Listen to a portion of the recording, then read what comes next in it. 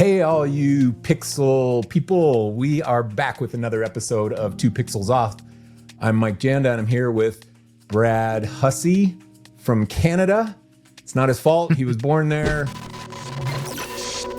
Welcome to 2 Pixels Off, a podcast for creative entrepreneurs. He's just like, you can't control where you live, Brad. You know, you can't control where you can't control where you're born.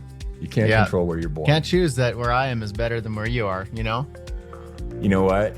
It very well could be. I'm not, oftentimes I wonder why I'm not living on the beach. Not oftentimes, like every day. I'm like, why do I live in the mountains? And the mountains are beautiful, but I'm a beach guy. So anyway. We make the choices we make for the reasons that are sometimes mysterious. Yeah, it's not mysterious. It's kids, man. Kids make all the decisions for their parents. That's what life is. You choose what works for your family. Yeah. Okay, well, we're excited to be back for this episode of 2 Pixels Off. We're going to talk about being an introvert and how to overcome it and why you should overcome it if you're a creative entrepreneur or just an entrepreneur in general. We're going to talk about some of the importance on that. But before we jump in, shout out to Wix Studio for making 2 Pixels Off podcast possible. Wix Studio is a no-code build platform for websites and then a whole lot more. It really handles all of the business side of a web design studio, invoicing and client comments and presenting work and all these tools that are built into it and e-commerce and things for just the development side. And you don't have to know code. You can know code and customize to your heart's content, or you don't have to know code and you can build like a designer. So it's such a great platform. Yeah. Brad, we have not been getting enough comments in our reviews. We got reviews, but not a lot of comments. So how do you feel about that? Do you feel bad? Because you're like begging for them every week. You're like, hey, give us some comments. Where are these comments? I don't see them. Yeah. To be truthful, I don't even look for them. I don't even know where to look.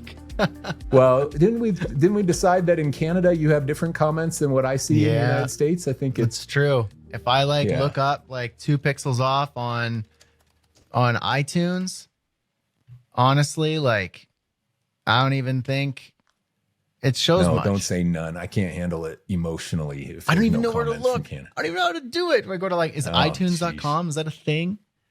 And then do I Google? How do you find us? Podcasts. How do people find us, Mike? Go to 2pixelsoff.com. Okay, 2pixelsoff.com. Come on, Brad. That's the show site. We have a website. What is Great. going on, man? I'll click on the podcast icon. Okay, now let's see. I'm taking you to. Hey, I could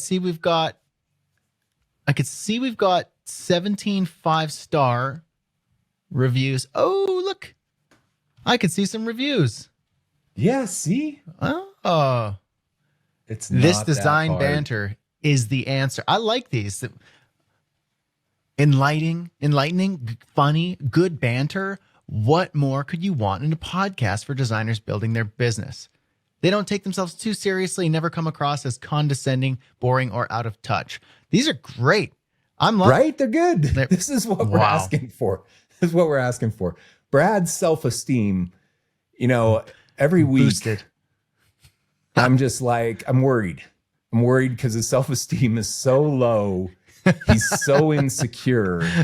I'm like, and I keep looking for comments and I'm waiting for somebody to shout Brad out and be like, Brad is really good on the podcast, but there's never that. It's always like, Mike is such a star. He's such a great superstar Mike and this other guy who hangs out. Anyway, give Brad a little love. Give Brad a little love and give the show a little love as you're looking at the reviews. All right. We're on a massive tangent trying to pad our own insecure egos, but that applies to today's episode about being insecure, which usually leads to being an introvert. And so many creative people struggle with this. And I think that's why we're creative people, because we like to kind of bury ourselves and hide in the thing that we're designing or creating. Artists, a lot of that same kind of thing. Some of these artists, you hear about the kind of artists with the screw loose or two, a little crazy, and they're like out in the mountains in a cabin doing their art in their own little kind of fantasy world. And a lot of creative designers, creative entrepreneurs are a little bit of a tangent of that kind of mindset. So today we're going to talk about some strategies that can get you out of that shell that you're hiding in. Brad, why is it important for a creative entrepreneur to break out of this natural introvert that they have inside them? I think that I've said a few times that like the best skill that any designer could have is relationship building. So in order to build relationships, specifically professional relationships, you're required to talk to people. You're required to sell yourself. You're required to convince other people that you're worth working with, or that you're, nice to work with, or a joy to work with, or you can get the job done, whatever it is. You need to be able to communicate that. And in order to communicate that, you kind of have to put on the hat of the networking hat, or the communicator hat, the salesperson hat. And that can come a little bit, that can be difficult for folks who are naturally more introverted or shy, or like to avoid human contact. And so it's nice to be creative and stay behind your screen or your notepad and create your ideas. But you also need to, unless you just have unlimited funding, you need to go out and do something about it. And so you have your creative hat, and then you have your manager hat, or your business builder hat, or your entrepreneur hat. And so you need to be able to exercise those skills. And so when you just don't talk to people, you don't get work. So you got to get better at that.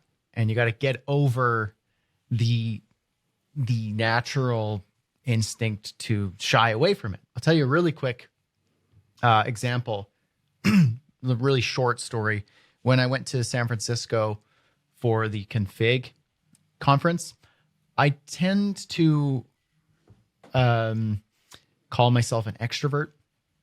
And so on the name tag, they give you stickers, and then you could put stickers on to, like, I don't know, for conversation starters. And so they had introvert and extrovert stickers. And so I put extrovert on mine because none of the stickers applied to me, but I was like, I guess I'll put extrovert on there. And then, so I fancy myself an extrovert, but I realized that I thought I was an extrovert up to a certain amount of people. So when it gets to 5, 10, 15, 20,000 people in the same area, I realized I kind of holed up and I didn't want to talk to anybody. I wasn't interested in like talking and like initiating conversations. It was just kind of too overwhelming. But by day 2, I realized, no, in order for me to get value out of this experience, I need to be able to start up conversations. So, I found a couple people that I knew. We started talking. Other people would come into the circle. And then the conversation just kind of flows naturally. And ultimately, it became my favorite part of the conference, talking to people.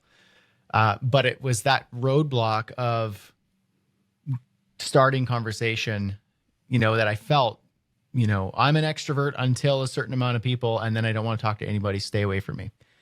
But I realized that's not going to serve me in any way, and then this is a waste of time. So I kind of got over that, and then it ultimately became my favorite part. Yeah. That's why I think it's important. You were a show tune guy, you were in musical theater kind of stuff. And so I think you're a rare breed in the creative world that most people, like, I'm a natural introvert. I was super insecure, nervous around. I didn't like to meet people. It wasn't until I kind of started getting into high school years that I broke out of that a little bit. But a lot of times it's just faking. A lot of times my natural tendency is still to be introverted. You'll see when I'm like that is usually when I'm hiding on Instagram stories. Like if I'm not sharing stories and stuff, it's because my introvert has taken over, and I'm like, I don't want to get on the camera. I don't want to share that. I don't want to be that natural persona. So I kind of hide and don't do it. That's who I am naturally. But you're naturally more extrovert by nature. Have you always been that way? I think so. I think I've always enjoyed like performing and performance. But what's funny about that is it's like when you're performing for an audience, whether it's in person or in this case, like a virtual audience or a perceived audience, because right now it's just you and I talking, but I know that on the other end of it, there's going to be people listening to it. And so there's almost a delayed audience factor here. I know that there are people listening. But whether it's a YouTube video or, a course or a workshop, in person or digital, virtual, there's an audience. And so when you're performing, at least in my experience, I can turn on that, you can call it persona, or maybe it's almost just like plugging in a characteristic or a personality trait that I know works for that. Whereas in person, I'm pretty much the same, but I maybe tend to be more on the side of, I'll stay out of, I won't just jump into every conversation and just like seek out people and I'll tend to just kind of stick to myself. But when I'm performing, then it's the purpose of it is for the people.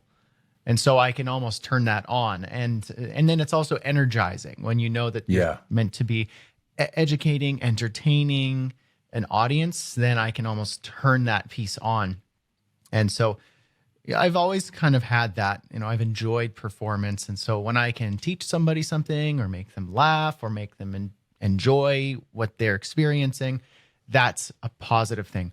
But in my normal everyday life, I don't want to just talk to every person who comes by as like a extrovert who gets energy from talking to people. I like to, save that for when I need to use it. Yeah. Okay. While you were talking, I was thinking, who are the celebrities or the famous people that are out there often who have stage fright or imposter syndrome or insecurity or what we're talking about, introverted by nature? You want to hear some of these names? Let's hear it. You ready? Okay. Rod Stewart. Oh. Rod Stewart. I was surprised by this one because he's been in the limelight he's getting old now. I don't even know how old he is, but see, he was getting in the limelight for decades and decades now. So many hits. And it says here in one 1968 performance, Rod Stewart reportedly was so nervous that he belted out a tune from behind a stack of loudspeakers, according to MSNBC. But the English rocker told CNN, "I got over it eventually. When people love you in the audience, it makes it easier." Okay, I think there's a little nugget in that. When people love you, it makes it easier. That's so true. When I get on sessions, I just did a QA session this morning. When I saw some names in the thing that I already know, like people who were in the session, 140 people in the session, and I saw a bunch of people chime in, "Hey, Mike, how's it going? Hey, Mike," that kind of thing. They were already my friends, and I knew that they loved me already, and it makes it easier for me to feel settled. And I think there's a interesting little insight there from Rod Stewart. And I think the takeaway for me is that most people aren't there to hate on you. Most people have a loving heart. They care about other people. They are happy to have a conversation with you, especially in business settings. Most people are okay with the conversation that feels scary to you, but it's not scary at all because they're not out to get you. So I thought that was good, a good one. You want to hear another name? You got any thoughts on that topic before I go to the next name? I like Rod Stewart. I heard him growing up. My dad would play him, and I have like a record of his, like on the vinyl record. And he's got a cool voice, such an interesting, sandy, raspy. Yeah, and he's really outgoing, at least in his stage persona. So it is almost surprising to think he can experience stage fright. Yeah. Okay, here's another one. You ready? Yeah. Barbara Streisand. Barbara Streisand. Classy. Yeah. After panicking during a 1967 performance in Central Park, Barbra Streisand avoided live performances for decades after. She said, I couldn't come out of it. It was shocking to me to forget the words. So I didn't have, and I didn't have any sense of humor about it. I didn't sing and charge people for 27 years because of that night. Wow. Isn't that crazy? That is crazy. Okay. Next one, Donny Osmond. I've met Donny Osmond. Seriously, hey? Our agency we used to do The Donny Osmonds. Osmond's work when he had his Vegas show. I think he's still in Vegas. Anyway, I think so. Massive stage fright. He's known for it. He's known, but he has severe stage fright. Carly Simon, another big Carly name Simon. Carly Simon. Renee Fleming, opera voice, amazing voice. She says, we're not talking about the jitters. We're talking about deep, deep panic, and that every fiber of your being is saying, I cannot be on that stage. Wow. The next one, Andre Bocelli. I love his voice. Right? So great. He says that I think I don't want to use drugs or medicine, so nothing. He said the only way is to go on stage and to hope. To go on stage and to hope. And he's blind, right? Yeah, he is blind. Yeah. So even not seeing the audience, just the feeling of their energy of watching him, maybe that would be scarier, because when you can see the audience, you can almost humanize them or distance them or tune them out. Because when you're on stage, you have lights shining in your face, so you can't really see them that much, but you kind of can. But maybe being able to perceive the stage is helpful. Whereas he's just like, I know that there are, in his case, thousands upon thousands of people staring at me and I can't see them. Maybe that's hard. Maybe that's harder. I don't know. Yeah. Interesting. All right. Here's another one from Wikipedia. Adele. She says she suffers from stage fright, once fleeing a venue in Amsterdam by using the fire escape, and also projectile vomited over someone in Belgium. She overcomes it by telling jokes and using an alter ego, Sasha Carter. Carter. Okay, I want to talk about that little nugget for a minute, because that's a strategy I use. I don't call that thing an alter ego. But when I started being in business and I had to not be reserved, I had to be more outgoing, I had to be more salesy, I had to be not afraid of those conversations. What a technique that I used was to kind of channel people who were really good at it. I would be like, okay, I know this one person and she's so great in those environments. She's so outgoing and just talkative to everybody, and I know who that person is. And when I walk into that networking room, for me, I just mentally kind of channel that alter ego version of me that is patterned after that person that I know that's so good at in those environments. And I think that's a technique that works. You have to just kind of muster this little bit of courage and then pretend like you're somebody else that you're not. Pretend you're someone you're not. Yeah. And it can help, because that's what's gotten me through a lot of these kinds of business meetings. You just walk in and you're like, here we go. I'm not going to be the nervous Mike. I'm going to be outgoing. But yeah, it's like you kind of like embody or put on something that it just, even if that helps you, I think that's where in stage performance and theater, you get the benefit of being a character. And so you can like get out of your own head and in the head of the character. And then you almost remove yourself from it. Whereas if you are personally identifying in that situation as someone who's scared or nervous, or like, this isn't like me, I don't do these things, or I'm not going to be able to do this. What if I screw up? What if I fail? Or what if I look stupid? Versus like putting on a character or almost a suit of some sort and wearing that, Yeah. you can almost imagine I'm not going in as the person who's nervous or doesn't really like talking to people, or I don't like putting myself out there, but I am. Maybe even if you created your own authentic alter ego, and it doesn't have to be like you become a different person, because that's a bit strange. Yeah. But if you just like, there's a version of me, which is this version, which is like go-getter. I close deals. I remove emotion from certain situations, and I do this. And it's purely business. And I know how to talk. I know what to ask. I know how to do this, and I don't take things personally. Whereas maybe when I'm with my kids or when I'm just like with my friends, I don't put that on because it's not the right persona or suit. And so that might help, is to put on a version of yourself, almost create a bit of a character of yourself. Because I know that when I'm on a YouTube video or when I'm in a business call, you know, I have no emotion when it comes to money. I just say how it is. This is how much it costs, and this is why. And here's how we can justify that. Mm-hmm.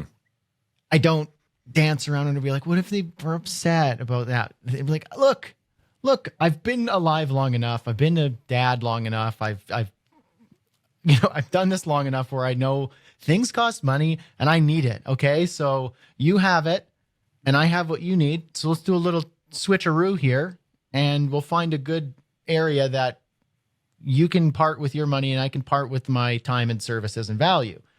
Yeah. And then we can both be happy here, rather than being kind of about it. Whereas in my personal life, you know, I very much like look for deals and sweat over certain expenses. But when it comes to business or sales calls or certain meetings like that, this is how much I need. Oh, that's not going to work for us. Well, why not? Let's find a deal here. It's almost just put on a bit of a character. Yeah. I think it's a solid strategy. And if you think about some of these people that we're talking about, the actors and singers and things that were on that list, they're doing that every day, man. These people, that's not their persona that we see is not the real person that is behind there. The real person is pretty normal on a lot of these. Not all of them. Some of them are freaking whack jobs for sure. But for a lot of these people, they're just normal people. That's just their job. And behind the scenes, they're just a normal human being. And they're putting on a facade all the time. And as an entrepreneur with introverted tendencies, you just have to put on that facade sometimes until you get over it. And I'm much more natural. Like, people will be surprised oftentimes when I say that I'm naturally introverted. That's how I feel. People are surprised because my outward persona in all my content and things is so outgoing. But a lot of times I'm just like gutting it out, forcing myself through that. Okay, let's go back and forth and ping pong some ideas that can help people overcome their natural introverted self. And I'm going to just echo the importance of this. Is if you want to have a business, there is a direct correlation between the amount of people you know and talk to and the amount of work opportunities you get. It is a direct correlation. You could track the numbers and find what your exact number is, that, okay, I'm nurturing 100 relationships and that gives me 4 new opportunities per year. If you start tracking these numbers, you'll see what your ratio is based on your network of people. But it's so critical. It's so critical. And that correlation means if you're not nurturing a certain quantity of people, you will have less opportunities. So you have to, if you're going to be an entrepreneur, you have to overcome this introverted self in order to nurture relationships with more people and therefore get more opportunities out of it. That's the importance. So why don't you start with tactic number 1 or technique number 1 or strategy number 1 that we can hammer on? Okay. So one caveat I want to add is that just because we're saying here's how you overcome kind of introverted tendencies. It doesn't mean we're implying that extroversion is the answer or being an extrovert is better, because in both cases, whether you're extroverted or introverted, all that's saying is like there's a tendency that you tend to float in that area. You get energy from being around people, and you're maybe a bit too talkative, and it just goes over your head. Talking to people, it doesn't make you nervous at all. And maybe you seek it out, and the introvert is like, I'd rather not. I'm just going to say, I don't like just doing that. It makes me nervous and I don't prefer it. Okay, so those are just like personality traits, and it's just like generalisms. But in both scenarios, you kind of have to do all these same things that we'll talk about, like selling and communicating, and those soft skills. Those are skills that you learn regardless of whether you jump into the middle of a conversation or avoid it like the plague. You can be an extrovert and be a total buffoon around people and just like ask questions that people don't like answering, or just like say your opinions that are like totally tasteless and you're not reading the room. Or just like getting yourself into trouble because you're, happy to just like, because you want people to talk to you. So just because some people might be an extrovert, it doesn't mean they're really good at selling or really good at conversations or really good at understanding what the other person is saying. It's just one person just isn't nervous to jump out in front of people, and one is. But both have to learn how to do this properly. And so that's kind of what I wanted to say. The first thing would be preparation. So let's say in context of like a sales meeting, this is where it really matters. What's between you and money? It's usually a sales conversation, a sales call, a sales meeting, an interview of sorts. Let's call it your client, between you and what you want, which is some money for your business. And it's some sort of sales thing. So being prepared for that is kind of the best thing you can do, whether you're nervous about it or not. Being prepared is going to help you to understand who the client is, what their problem is, what they're experiencing, understanding how you can be of value to them. That's the thing. You look at it objectively, not emotionally. Okay, I'm a web designer and I love talking to people. I'm a web designer and I hate talking to people. Okay, who cares? In the scenario here, what can you do for this person who has a problem as a web designer? Objectively find the answer to that. Know how you can help them, what you do, how you deliver those services, what it looks like, what are you good at, all of these things. Put it all in front of you. Your pricing, all of these are just objective facts. What money do you need? How are you going to deliver the services? How do you solve the problems? What do they really struggle with? And just be prepared. Research them a little bit. Understand who they are. Have some conversations, starters. Maybe you looked at their Instagram and you see some of the cool things they've been doing. Those are really easy ways to like lighten up the mood in the conversation a bit, and then get into, okay, let's talk about your project. So if you're prepared, it doesn't mean memorize a script or like have all your questions on a checklist, don't be awkward and strange, but just like have a bit of a guideline, understand the objective of the sales call or meeting, and then almost just have a bit of a plan to work towards that. Lighten the mood, have a conversation at the beginning. All right, let's jump into it. Here's what I understand about you. Can you give me some information about that? Okay, what's the problem here? How do you think I can help you? If you have maybe a bit of a script that you can, talking points that you can follow, then you can almost rely on that. You can go back to, okay, let's get the conversation back on track. And if you have a few things you want to ask, what's the problem? Why would you choose me? How do you think I can be helpful to you? Tell me more about that issue. What kind of things would make this a success for you? Let's say we finish the project and it's all done and wrapped up. We're both happy. Why is that? What makes you so happy with this project? Then just let them give you those answers. Then you can go, okay, that sounds great. Well, here's what the next steps are. And then you can outline the next steps, whether it's here's my price, or by tomorrow this time, you'll have a proposal, or whatever your next steps look like. But if you just prepare, do some research, that's going to help you and take you most of the way. So that's kind of the main first thing. whether Yeah. you're introverted or extroverted, really. Yeah. It can help so much. So you gave a lot of great little insights in that. I'm going to go and numericize them, call them out. So one, you mentioned researching the client. Research. Know who you're talking to before you talk to them. Know your services, like assume their problem and then assume how you can solve their problem as well. And a lot of times they're very upfront. They're like, I need a new website. Can we talk? And you're like, okay, I know my services. I know how to build websites. I know what I charged for websites in the past. I have that fresh in my mind. So know your services.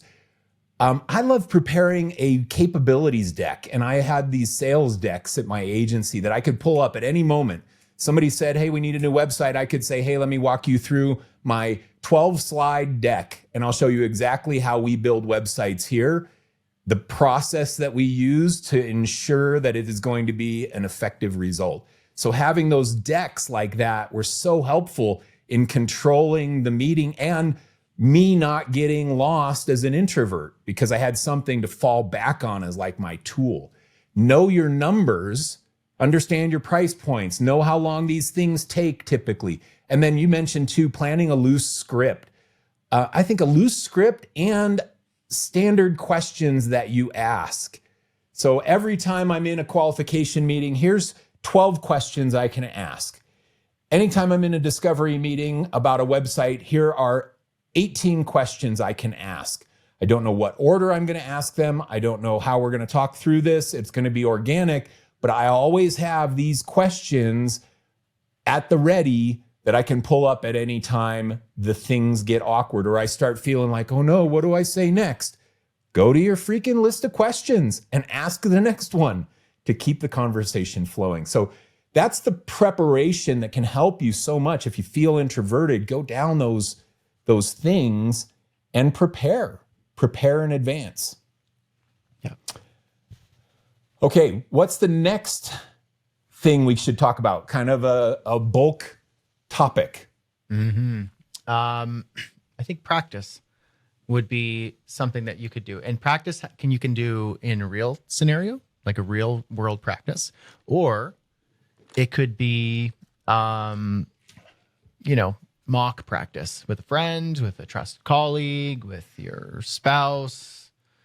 You could practice.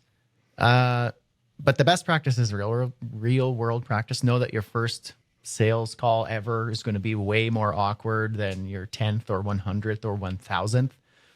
You won't even feel nervous by the time you start getting into it. But practice, doing things that naturally come to extroverts, which could be things like looking at the person, making eye contact. We've all either been in the conversation with or been on the receiving end or the one doing this where you don't look at the person. Yeah. Like if you don't make eye contact and you're always looking away, like it seems very evasive, you're avoiding, it's awkward, you seem kind of small and like it's a bit off-putting when you're like, do you want to talk to me or are you just finding a way out? But on the opposite end, if you're just go ahead. I was just going to say, have you ever, be honest, this time for confession. Okay. Have you ever looked at yourself in the mirror and looked in your own eyes and thought to yourself, dang, I'm good looking? Be honest. Be honest. I think there are times where I'll say, yes, I knew. You're a handsome man. I knew that was the case. But have you ever practiced looking at yourself in the eyes in the mirror? Yeah, and there are times where I go, man, I can't look at you for too long, man. You make me feel weird. Dang, I'm ugly. No, I don't know if you've ever seen this. I have to just quick tangent on the side, quick short one. There's like, I have blue eyes, probably could tell. Like, there we go. I also have these thick eyebrows. So like when I'm in the shadow, you're like, I can't see your eyes, man. But anyway, blue eyes. And I saw this reel. My wife showed me a funny reel on Instagram, which was like that. The caption was, talking to people with blue eyes be like, and it was just like a person saying, hey, so-and-so, I just had a quick question for you. And then Joe or whoever turns around and looks at the person, and then it zooms in on this person's blue eyes, and they almost look like they're staring into your soul. And the person was like, never mind. You can't look at you. So I think my point to that silly story was I've looked at myself in the eyes before, and I'll go, that's too much. I'm not, I can't. So there's, I don't know, maybe it's just like, I don't know, it's bright. Okay, it so looks like practice, you're looking in, practice not having like the serial killer eye stare. Like practice. I think it's valid. And if we're talking about how do you overcome being an introvert, man, get used to at least looking at yourself in the eyes, because you're what you were saying about having dodgy eyes is really a tell for introverts, like looking around, not wanting to look at people. Just that insecurity comes up. Practice looking at yourself in the eyes in the mirror. Practice that. And then start practicing looking at strangers in the eyes when you're walking around in public. Like intentionally walking through the mall, or you're going shopping, or you're at the grocery store or whatever, and you're walking down, intentionally look at people in the eyes, not like a weird psycho like Brad, like all staring them down and all this stuff that you would promise imagine I don't do that. He's done. It's imagine like Unabomber stuff. It's not like that. It is more just like practice looking at people in the eyes, make that eye contact, and then even get used to where you can just like smile or nod or acknowledge someone, a stranger.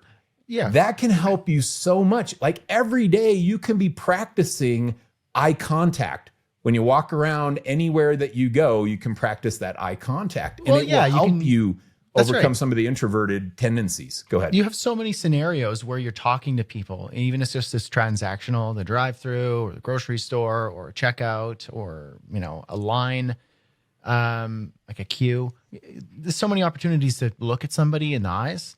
And those are great practices because they're so low risk.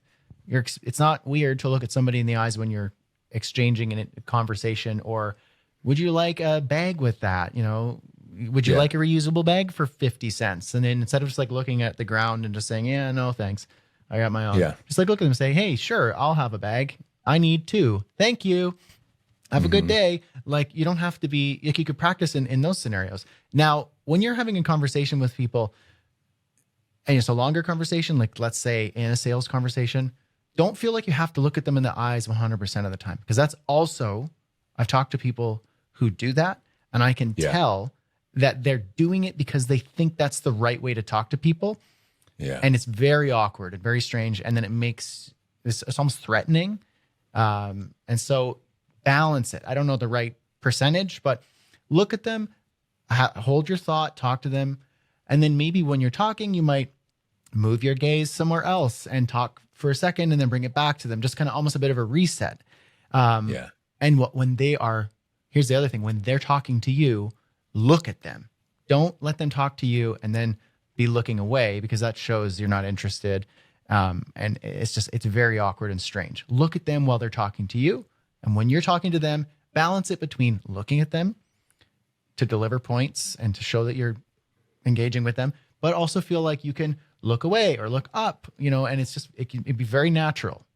But, practicing doing that in the mirror is a great way of doing it. And you could just have a silly conversation with yourself, look at yourself in the eyes, look away for a moment, and then talk to them.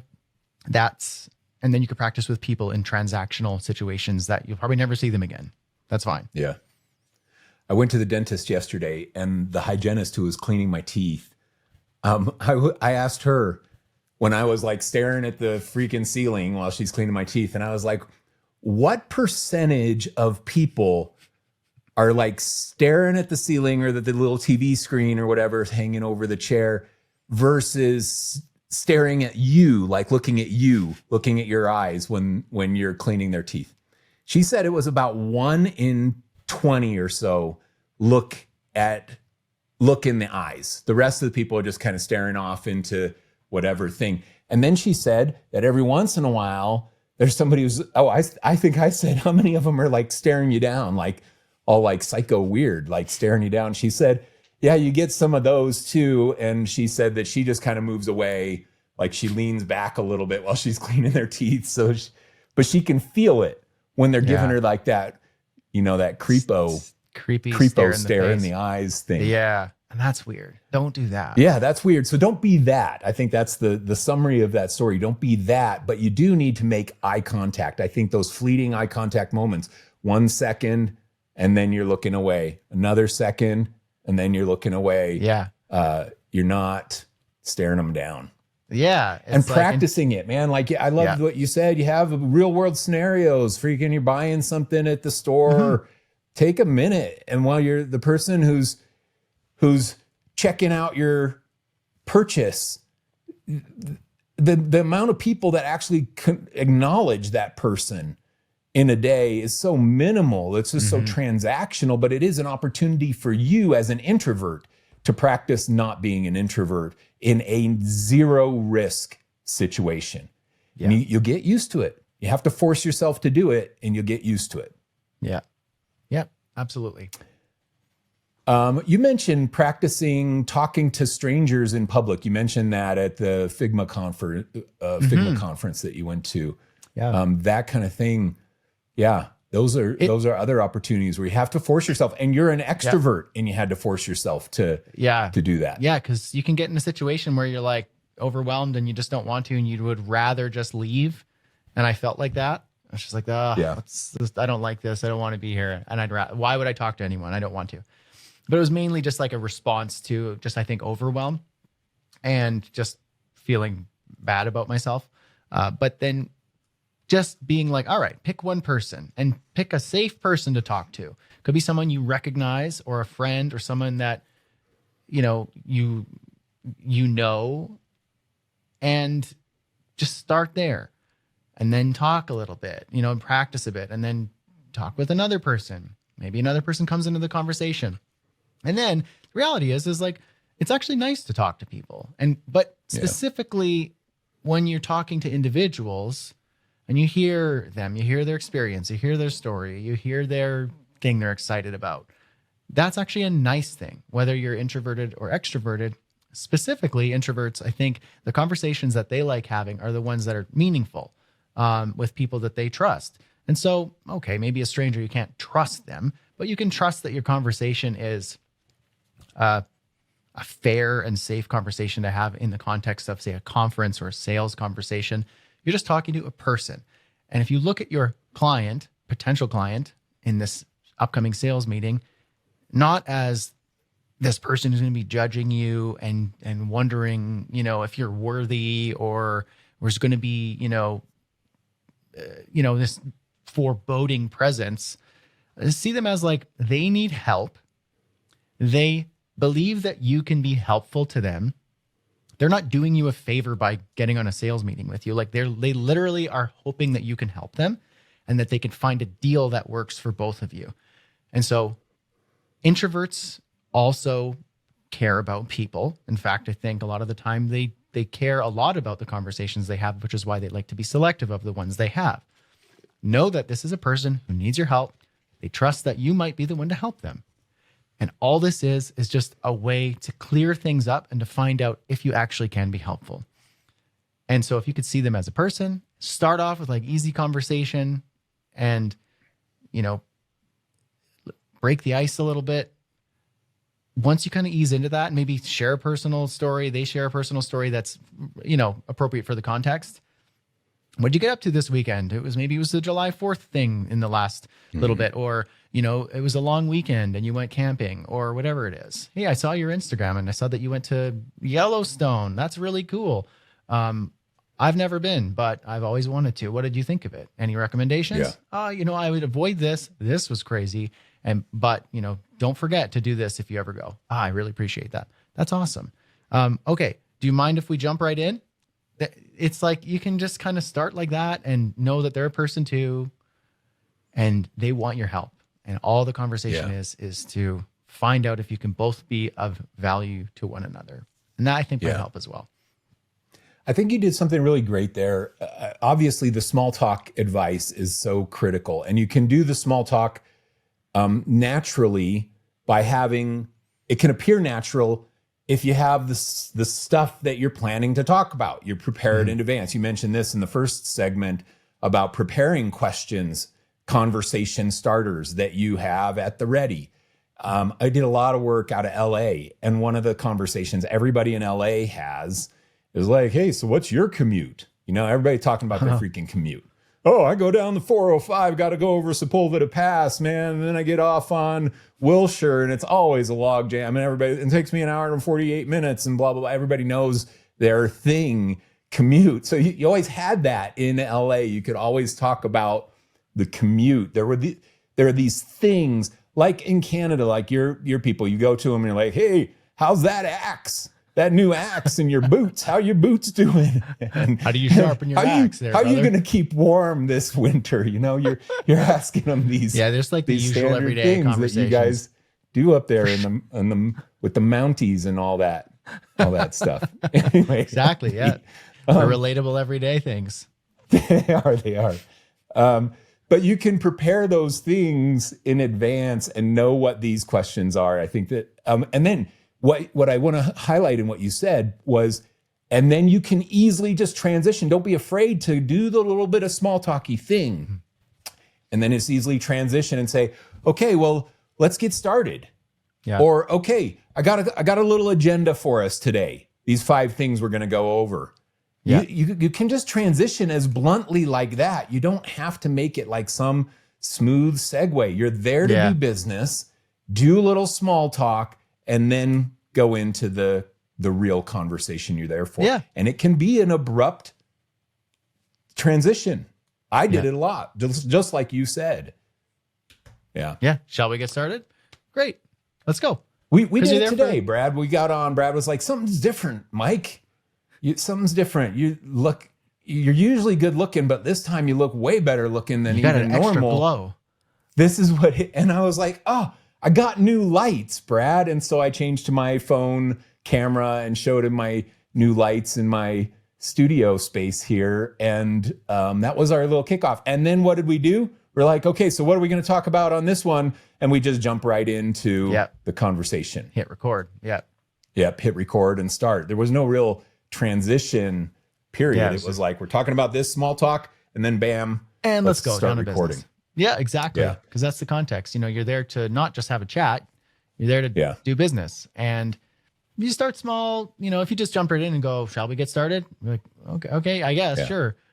I appreciate your readiness to just do it, but it's usually better just to. Small talk isn't invaluable. You know, small talk is actually a valuable, normal human interaction. Because we don't want to get in and be like, tell me your deep political views on this specific social situation. Be like, get out of here. Don't do that. Get out Who of are here. you Don't do voting that. for in the next U.S. election? Yeah. Do not ask this question. Do not talk about this question. Yeah. Because it's just not necessary. You know, that person relates to you in 90% of other ways than who they vote for or their social take or their religious take or any of these things. They relate to you in 80% other ways. Hey, oh, you have kids too, or you love hiking, or I'm a runner, and runners are runners, and runners have they have a language, and that runner is as relatable to the other runner, regardless of whether they came from this background or this side or this religion or whatever. You know, it's like you can relate on, oh, man, those shoes, I tried them, but they were just killing my knees. What's your secret? Yeah. They're not like, well, Common. you vote for this person, I'm not going to tell you my shoe secret. No. Yeah. Find Anyway. common ground. Yeah, common grounds. Common ground. Yeah, Yeah.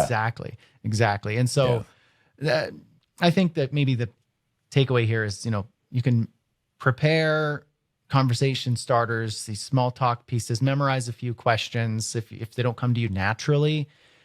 And also, if you prepare who you're talking to, maybe you see that they are a runner, or that they visited Yellowstone, or they just recently came back from this country, or they had a baby, or whatever it is. Then you can ask a couple things about that. They like to talk about that, and they see that you care, and it's easy. Yeah. So going back to that, that's point number 1 is research. Yeah. Pull up the person on LinkedIn, pull up the company on their website on a social platform and look at what's happening in their business and then prepare a couple of topics that you can talk about. Yeah. Okay, let's wrap up this conversation about the idea of setting goals inside of a sales conversation or just a business conversation. Doesn't have to be sales conversation, but a business environment. You can set goals. And I'll give you an example, and then maybe we can just brainstorm a few different ideas. You're going to a networking event and you're naturally an introvert, but you're like, okay, I forced myself to do this because Mike and Brad said, I got to get out there more because I have to know more people. It's true. That's what you have to do. So you signed up for a Chamber of Commerce networking luncheon. Now you set a goal. As you're walking in or before you even go to the meeting, you say to yourself, I am going to meet 3 new people at this event, and I'm going to force myself to do it. Yeah. And then you walk in saying, okay, where's number 1? I'm going to go talk to that person right now. Whew. Yep. Wish me luck, self. And then you walk up to the person, and then you can check box number 1. You accomplished number 1. You do that 2 more times. You set a goal to do it. You do not leave that meeting until you've done it. Even if it's you walking out the door, talking to the person that's going out the door at the same time as you check those boxes. And that approach can help force you out of this introverted shell that you feel like you're in. What are some other goals that people could set, Brad, for you can business have something like environments? Yeah, make it so like what determines the success of this, and give yourself an accessible goal, like a bar. And so at one of the, it wasn't this last conference I went to, but I was at a workshop and I needed to film content. And in part of that content, I needed to ask people questions. And that made me really nervous. So asking for someone to go on camera and answering a question. For me, that seemed like, it's not like me asking a question just in person.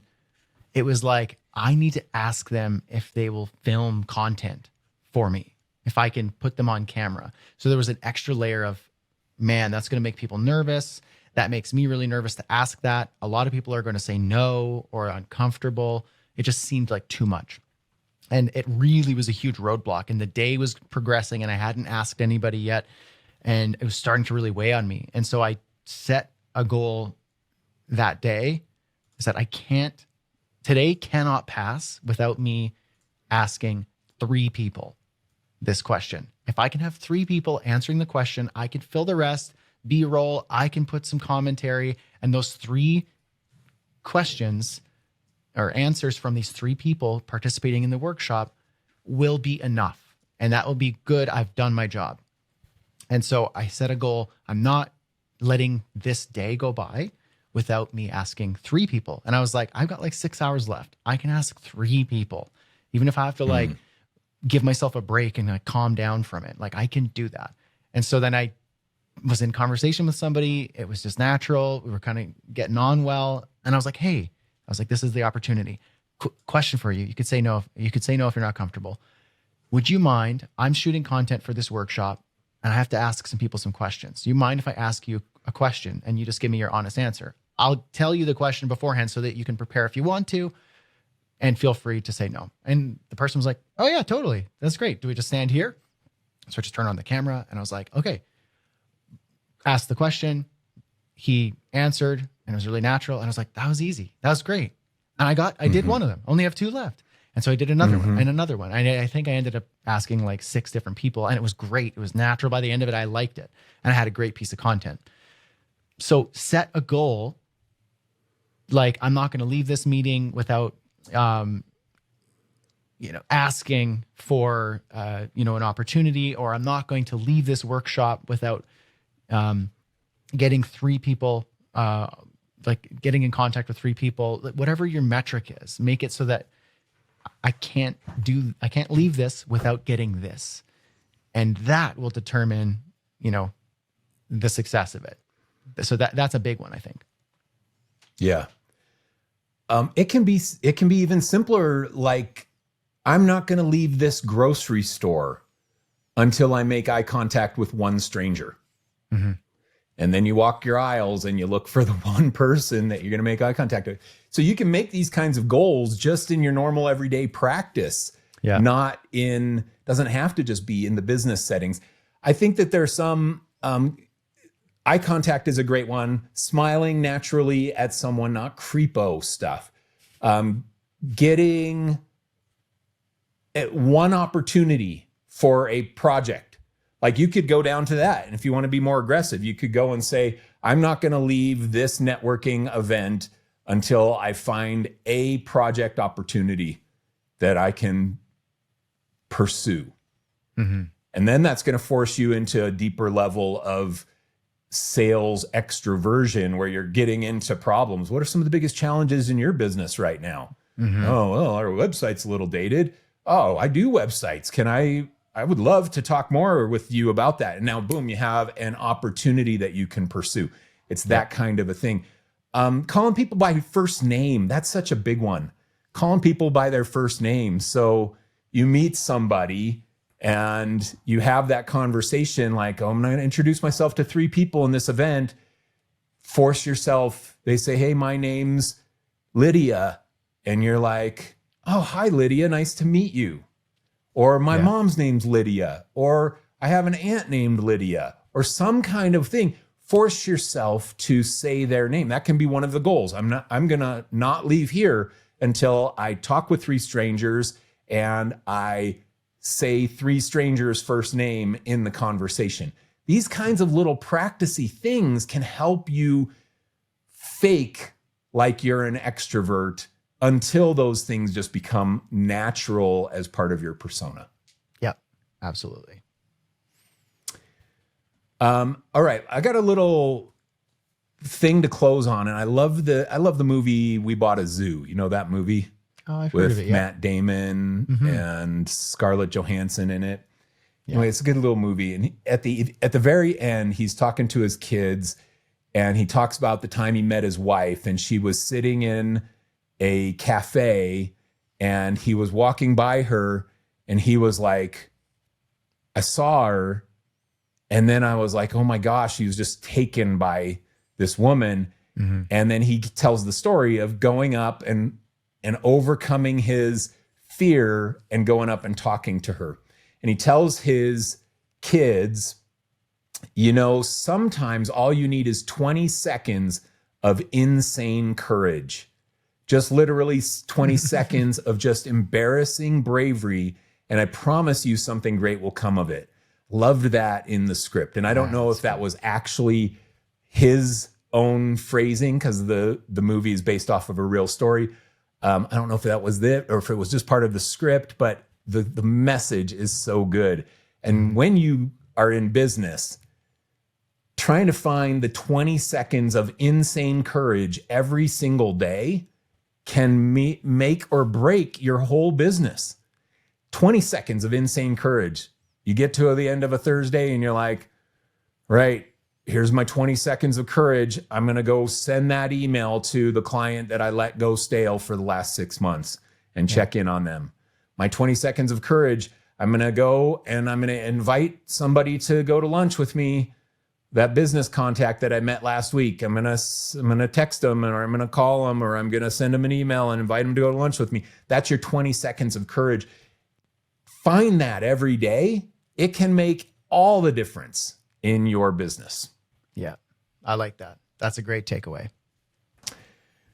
All right. Well, this was yet another fun episode of 2 Pixels Off. Brad, I get to the end of these and I'm like, was that even any good? Was it any good? So there's my imposter syndrome that comes out. I think we had a lot of good little nuggets in there, but was it any good, Brad? Did you think that was any good? I think it was great. I think that people are going to resonate with that one because a lot of people feel, you know, there's something about this topic that is not like charging a price. Here's your pricing, you know, here's the 3 tiers and this one, and money discussions. And it's like, the topic of like people's insecurities with conversing with other people and stories about that. And I think that that's relatable. And I think that, you know, it's naturally a topic that's not like At the end of this podcast episode, we're going to make sure that they know the 3 tiers, the 20% variations on this, how to upsell on this. And you're like, that's easy to talk about actually, because it's very tactical. But this is more like you go into a conversation with a person and you have all this backstory and this perception and you're nervous and you don't know what to do. I feel like people will really connect with this one and probably appreciate it. That's what I think. I think it's 5 stars. 5-star review on iTunes. 5-star, what? Yep. That's good. 100%. How do you think I did? Did I get it like a 4.2 or 4.5? It was okay. You know, 3.8. If I were to like at the end of this be like, how would you rate Mike's performance? I'd give it like 4.5. 4.5. I think you were like 4.4. There you go. Like you were just you were one less than me. One less than you. Yeah. Just but, a tad. You know, it was underneath. still good enough. It was still good enough, but it was just one less. And Couldn't if you take agree the lead with on this me, one. drop a comment on the YouTube video or leave us a review. Thank you for listening to 2 Pixels Off today. We appreciate you, appreciate the listeners. We're here every week trying to find little gems of value to help you in your creative business. We will see you all again next time on TPO.